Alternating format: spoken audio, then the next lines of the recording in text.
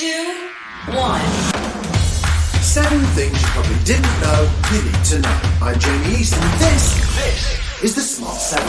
Well, good morning, everybody. It's Tuesday, the 16th of November, and it's the International Day for Tolerance. And a big happy birthday to Paul Scholes, Pete Davidson, Bonnie Greer, and Maggie Gyllenhaal.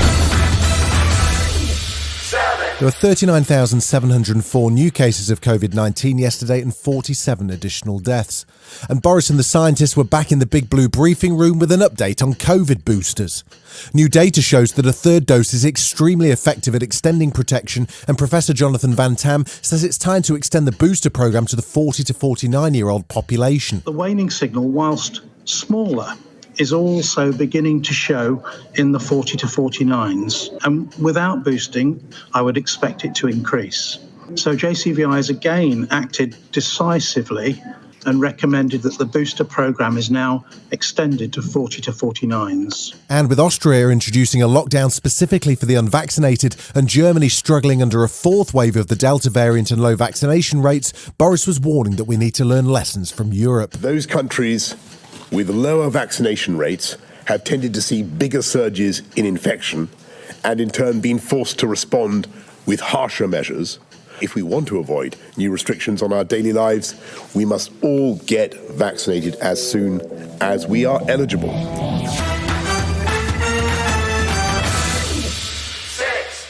The incident, which took place in Liverpool on Remembrance Sunday, is now officially being investigated as a terrorist incident. The man who died in the taxi explosion outside the women's hospital has been named as Imad al-Swilmeen, who is not known to police or MI5. Liverpool police continue to investigate and made arrests, but have since released 4 men without charge, and it's still not clear what exactly happened or why it happened. Although the motivation for this incident is yet to be understood, given all the circumstances, it has been declared a terrorist incident. Our inquiries will now continue to seek to understand how the device was built, the motivation for the incident, and to understand if anybody else was involved in it. In the meantime, Home Secretary Priti Patel says the UK's terror threat level has been raised. The Joint Terror Analysis Centre, JTAG, are now increasing the United Kingdom's threat level from substantial to severe. But of course, we as a government, I as Home Secretary, continue to work with everyone when it comes to the security of our country. The January 6th commissioners continue to investigate the events around the attempted insurrection and riot at the Capitol building, gradually widening their net with subpoenas from many of Donald Trump's closest associates. Steve Bannon, Trump's former mastermind, who was granted a last-minute pardon by Trump less than a year ago, turned himself into the FBI on Monday after refusing to comply with a demand to testify and turn over documents relating to the events on that day. He could face a $100,000 fine and up to a year in prison. He was coherent and lucid as ever as he streamed live from outside the FBI. We got the Hispanics coming on our side, African Americans coming on our side. We're taking down the Biden regime. Intense. We got polling out, economic data out, everything. I want you guys to stay focused, stay on message. Remember, signal, not noise. This is all noise. That's signal. COP26 dominated the headlines for the last 2 weeks, finally wrapping up on Sunday night with a deal criticised by many as being watered down and not sufficient to maintain the 1.5-degree global warming target. A somewhat husky Boris, however, remained positive as he reported back to the Commons on the final deal. It was a summit that proved the doubters and the cynics wrong, because COP26 did not just succeed in keeping 1.5 alive, it succeeded in doing something no UN climate conference has ever done before, by uniting the world in calling time on coal. Labour leader Sir Keir Starmer was a bit less positive and a bit more Greta about the outcome. With no public pressure, the big emitters were emboldened. They clubbed together later in COP to gut the main deal's wording on coal.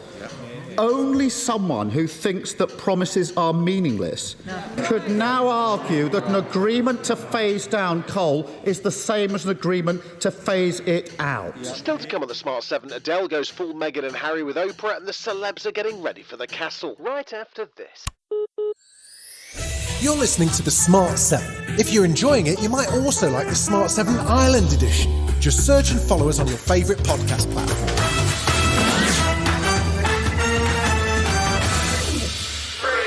There was more World Cup qualifying action on Monday night as the final round of games got underway with Scotland beating Denmark 2-0 and securing a playoff spot, while Northern Ireland drew with Italy to force the Italians to the playoffs. England only needed a single point against humble San Marino to win their World Cup group and assure automatic qualification for Qatar in 2022. In the end, they grabbed all 3 points, and hat-trick hero from Saturday Harry Kane bagged 4 goals in a 10-goal demolition of the European minnows, who've a population similar to that of Morecambe. Gareth Southgate, was pleased. The qualification was earned away in Budapest, away in Warsaw, away in Albania. Even a game like tonight, we can't do anything about the level of the opposition, but the mentality, the way they played, the way they applied themselves was terrific.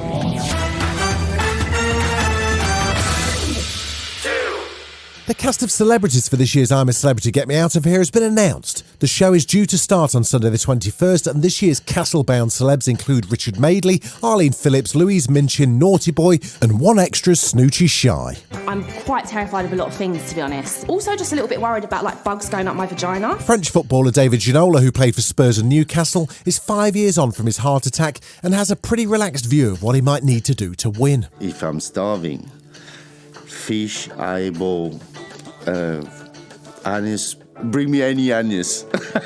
We'll eat any anise. She's back. Now, you might not have noticed, but Adele has got a new album out and is pretty much everywhere as she promotes it. It deals with the drama of her recent divorce. She went full Meghan and Harry at the weekend, appearing in Oprah's back garden for an intimate chat and then performing a special live concert which included an awkward marriage proposal. Didn't these guys listen to the lyrics? Anyway, our Adele says the whole divorce thing was a lot of hard work. But it was just exhausting trying to keep going with it. It's a process, the process of a divorce, the process of, being a single parent. I felt like not doing it anymore. And also trying to move forward, but with intention, not just trying to get out of it for no reason. Man, my feet hurt walking through all of that concrete. This has been The Smart 7. Wherever you're listening, do us a favour and hit the follow button. We'll be back tomorrow at 7 a.m. Have a great day.